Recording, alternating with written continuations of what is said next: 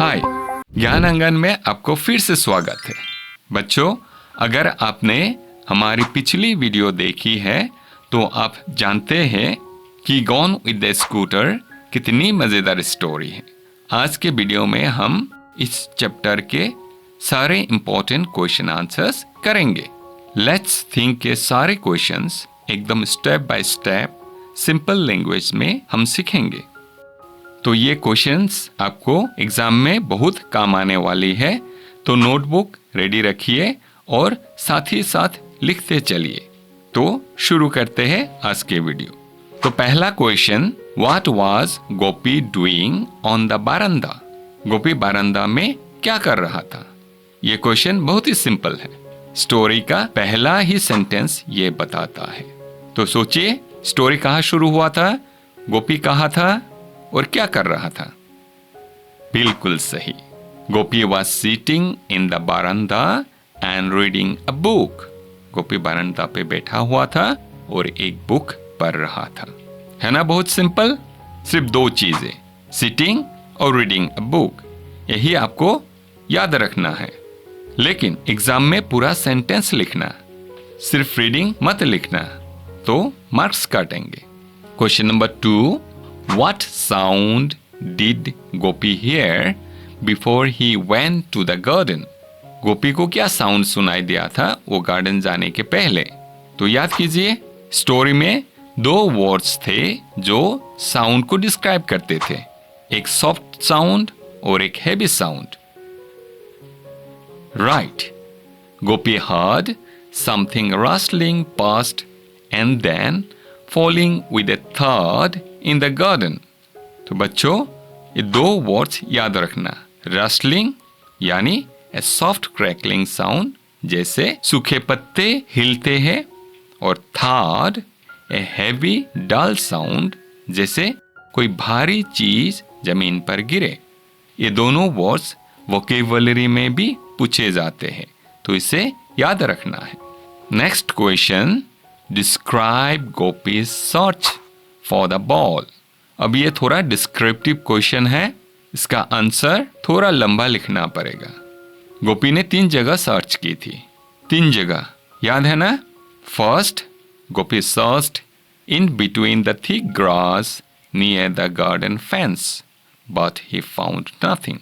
उसने garden fence के पास जो मोटी घास थे वहां सर्च किया था। इसके बाद कहा क्या था? Then he looked among the bushes, but nothing was there again. इसके बाद वो झाड़ियों में ढूंढा। Finally, his eyes fell on a heap of dry leaves, where he found a white hockey ball. तो लास्ट में उसे एक सूखे पत्ते के ढेर में एक हॉकी बॉल मिली थी, है ना? यह आंसर 3 पॉइंट्स में लिखो। First, then and finally. ये कनेक्टिंग वर्ड्स है, उसे यूज करना है तो टीचर इम्प्रेस्ड हो जाएंगे। और हाँ, फाइनली के बाद लिखो कि बॉल मिली, वरना आंसर इनकम्प्लीट रहेंगे। Question number 4, complete the table. यहाँ आपको एक टेबल दिया गया है।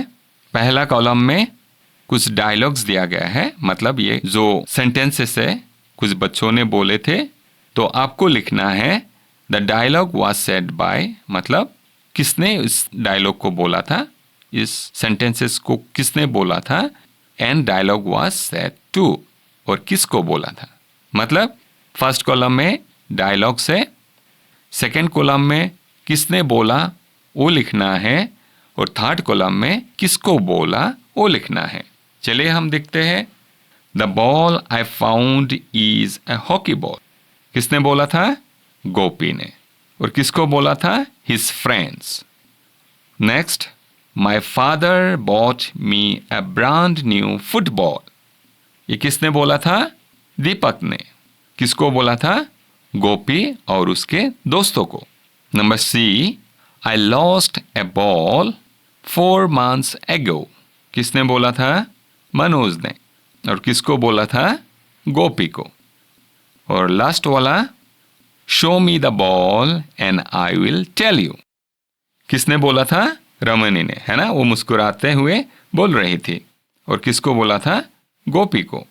तो बच्चों, टेबल कंप्लीट? एक बार फिर से देख लो, चेक करो अपना आंसर्स। जरूरत पड़े तो वीडियो को पॉज कर लेना है। चलो हम नेक्स्ट क्वेश्चन देखते हैं। Question number 5, who grabbed the ball from Gopi? How did the game start? ये जो क्वेश्चन है इसका आंसर आपको 2 पार्ट में लिखना है। तो लिखते वक्त दोनों पार्ट का जवाब लिखना है और फर्स्ट पार्ट के लिखने के बाद पैराग्राफ चेंज करके दूसरे पार्ट का लिखना है ना? तो चलिए, फर्स्ट पार्ट का आंसर क्या होगा? किसने ग्रैब किया था? Manoj grab the ball from Gopi and tossed it over to Deepak. And second part का लिखते वक्त हम पैराग्राफ चेंज करेंगे और नीचे में लिखेंगे, the game started when Gopi said stop, let's play before it gets dark. Manoj went to goal post as goalkeeper. Gopi stood at the center of the field, holding the hockey stick, and passed the ball to Deepak to begin the game. तो हाँ, ऐसा भी हो सकता है exam में आपको इसी क्वेश्चन को 2 अलग अलग क्वेश्चन बनाकर भी दिया जा सकता है। तो आप जब लिख रहे हैं ध्यान से लिखना है कि दोनों पार्ट एक ही साथ आया है या अलग अलग आया है, तो उसी के हिसाब से आपको आंसर लिखना है। चलिए next, why did everyone laugh at the end of the story? कहानी के अंत में सभी क्यों हंस रहे थे? ये स्टोरी का सबसे मजेदार पार्ट है, द एंडिंग। क्या हुआ था एग्जैक्टली? याद कीजिए। हाँ, everyone laughed at the end because Jay hit the ball so hard that it went past the playground gate and fell into the basket of a passing scooter. The scooterist drove away without knowing what had happened. है ना? Ball पहले scooter के टोकरी में जाके गिरा और scooter वाला स्कूटर चला के चला गया क्योंकि उनको पता ही नहीं था। By that time, the children ran to the gate. The scooter and the ball were gone. जब तक बच्चे जाके गेट में पहुंचे, स्कूटर भी चला गया था और बॉल भी उसके साथ चले गए थे। The unexpected and funny ending made everyone burst into laughter. और ये unexpected अंत के लिए सभी हंसने लगे थे। हाँ, ये जो लास्ट लाइन है वो बहुत इंपॉर्टेंट है, The unexpected and funny ending। ये लाइन आंसर को कंप्लीट बनाती है। तो सिर्फ इतना मत लिखो कि बॉल चली गई, क्योंकि फानी था ये भी एक्सप्लेन करो, और फानी था इसीलिए वो लोग हंस रहे थे, है ना? अब हम थिंक एंड आंसर वाला पार्ट देखते हैं।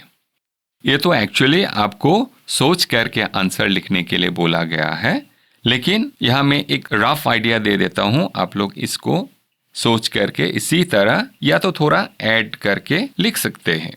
तो पहला क्वेश्चन क्या है? What would you have done if, like Gopi, you had found a ball that did not belong to you? तो यह पूछा गया है, अगर गोपी की तरह आपको भी ऐसा एक बॉल मिलता जो आपका नहीं है तो आप क्या करते हैं? तो इसको हम ऐसे लिख सकते हैं, If I had found a ball that did not belong to me, I would have done the same as Gopi. अगर मुझे ऐसा कोई बॉल मिलता जो मेरा नहीं है, मैं भी गोपी की जैसा ही करता।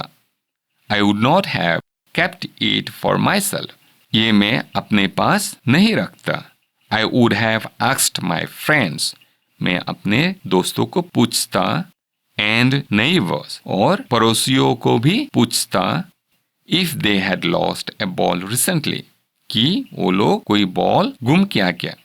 If no one claimed it, अगर वो कोई नहीं क्लेम करता, I would have kept it safely and continued to ask around. और मैं उसको सेफली अपने घर में रख देता और इसके बारे में पूछताछ करता रहता। Honesty is always the best choice, क्योंकि honesty ही सबसे बड़ी चीज होती है। यहाँ आप लोग गोपी का रेफरेंस देना मत भूलना, क्योंकि क्वेश्चन में लिखा है लाइक गोपी, तो कनेक्शन बनाना जरूरी है। Question number 2, imagine what happens to the hockey ball after it is taken away by the scooter. आप ऐसे इमेजिन कीजिए उस हॉकी बॉल को क्या हुआ होगा जो स्कूटर के साथ चला गया था। Where does it go? वो कहाँ गया होगा, किससे मिला होगा? ये इमेजिनेटिव क्वेश्चन है, आपको अपनी क्रिएटिविटी यूज करके लिखना है। तो हम ऐसे लिख सकते हैं, after the scooter drove away the hockey ball rolled out of the basket at the next turn. Scooter जाने के बाद जो बॉल था नेक्स्ट टर्न में फिर गिर गया बास्केट से। A young girl named Priya was playing near the road spotted the ball। और एक छोटी सी लड़की जिसका नाम प्रिया है, जो रास्ते के किनारे में खेल रही थी, उसको वो बॉल मिली। She picked it up and showed it to her mother। वो बॉल को उठा लिए और अपने मम्मी को ले जाके दिखाई। Her mother told her to keep it safely and ask around the neighborhood। उसकी मम्मी ने उसे बोला कि उस बॉल को अच्छे से रखे, सेफली रखे और पड़ोसियों से पूछताछ करे। Just like Gopi, Priya also decided to find the true owner of the ball। गोपी के जैसे प्रिया ने भी उसका सही मालिक ढूंढने का कोशिश किया। तो यहाँ अब अपने मर्जी से कोई भी नाम, कोई भी जगह, कोई भी कैरेक्टर दे सकते हैं, लेकिन वो जो आप स्टोरी बनाएंगे वो थोड़ा लॉजिकल होना जरूरी है। चलिए हम थर्ड क्वेश्चन को देखते हैं। Notice that the scooterist is wearing a helmet. आपने देखा कि जो स्कूटरिस्ट थे वो हेलमेट पहने हुए थे। Why is it important to wear helmet? Helmet पहनना क्यों जरूरी है? Should the pillion rider also wear a helmet? क्या जो पिलियन राइडर है, जो पीछे में बैठता है, उनको भी हेलमेट पहनना जरूरी है? तो इसका आंसर आप ऐसे लिख सकते हैं, it is very important to wear a helmet while riding a scooter or motorcycle। Helmet पहनना बहुत ही जरूरी है जब आप स्कूटर या मोटरसाइकिल चला रहे होते हैं। A helmet protects our head from serious injuries in case of an accident। Accident के वक्त ये हमारे सिर को सीरियस इंजुरीज से बचाते हैं। Road accidents can happen suddenly and without warning. Road accidents कभी भी हो सकते हैं, उसका हमें कोई वार्निंग नहीं मिलता। Yes, the pillion rider should also wear a helmet because they are equally at risk. हाँ, पिलियन राइडर को भी हेलमेट पहनना जरूरी है क्योंकि उनका भी समान रिस्क होते हैं। Wearing helmet is not just a rule. Helmet पहनना एक रूल नहीं है, एक कानून नहीं है। It is responsibility towards our own safety. ये हमारे खुद के सेफ्टी के लिए बहुत ही जरूरी है and the safety of others, और दूसरे के सेफ्टी के लिए भी जरूरी है। सारे आंसर हो गए। तो बच्चों, अगर ये वीडियो हेल्पफुल लगा तो एक लाइक जरूर करना, इससे ये वीडियो दूसरे बच्चों तक पहुंचने में मदद होती है। हाँ, नेक्स्ट वीडियो में हम सीखेंगे grammar portion, adverb of time and frequency, तो उसे देखना मत भूलना। चलो, keep learning, keep smiling, bye bye.